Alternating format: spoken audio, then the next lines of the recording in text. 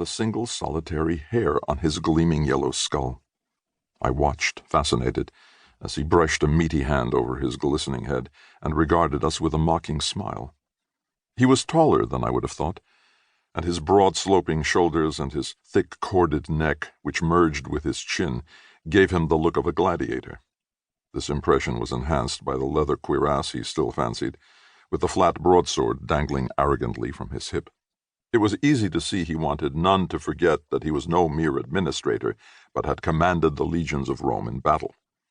He kept no court at the fortress, even though his quarters, originally designed by Herod the Great for Mark Antony's comfort, were lavish enough for an emperor. His only courtiers were the palace guard, hulking brutes who stood immobile behind him, holding their spears upright. They were from every segment of the empire, swarthy Nubians from the Sudan, red-freckled Picts from the far islands of Britain, giant long-armed Franks, and grotesque Germans with their blonde manes flowing to their hips. It gave a graphic meaning to the word Rome, as none knew better than the man who arranged this show. He seemed in no hurry to get to the matter, considering his visitor's anxiety not to keep him waiting. But so it was with those with the upper hand. They invariably let one know it. It finally suited him to speak. "You are late," he said angrily. "We came as quickly as we could," said Annas, "having hatched some plot in your devious minds." "We are sorry for what happened in Rome," said Gamaliel with mistaken diplomacy. Pontius Pilate put his hands on his hips and gave us an insolent look. "Nothing has transpired that you Jews need concern yourselves with," he said with a venomous smile. "Mind your own behavior, and worry not about Rome.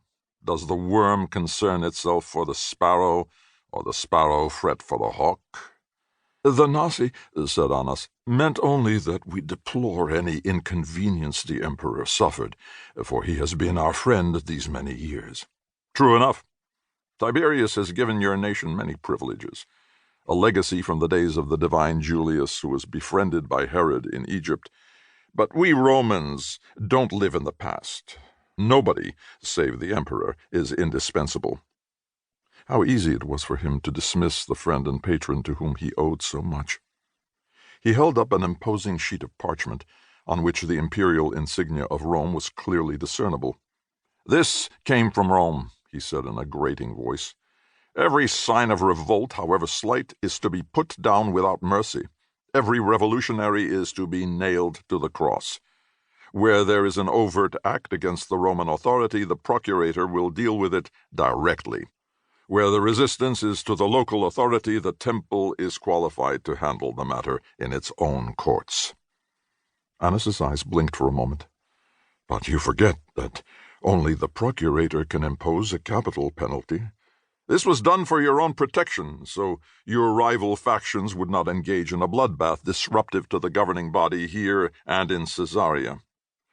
"We may try the culprit," Annas persisted, "but only you can execute the verdict." Pilate's jaw set in the hard lines so typical of his breed. "Have you already prejudged this matter, to be so sure of the outcome?" "It shall be promptly placed before our courts, for it is our desire that the Roman authority know that we are moving energetically to stamp out revolt." Pilate poked a finger at Annas and laughed riotously as he saw him squirm. "Now what game are you Jews up to?" Annas inclined his head in a slight bow. "I know not what the procurator means." "My meaning is plain. You Jews are always up to something." "We come at your request," Annas said impassively. Pilate laughed scornfully, showing his strong white teeth. His dark face glistened with perspiration, though the room was cool, and he mopped his brow with a red cloth. "Let us not pretend," he snapped. "You are a quarrelsome lot, and would kill one another off if I didn't keep you in line." He laughed uproariously, as if he found the idea amusing. I hated all Romans, but some were worse than others. Pontius Pilate, in his vulgar way, epitomized the worst of Rome.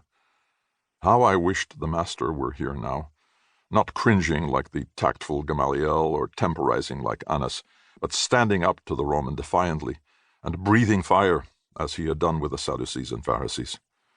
I could hardly wait for the moment when the proud pilot would kneel before his superior power.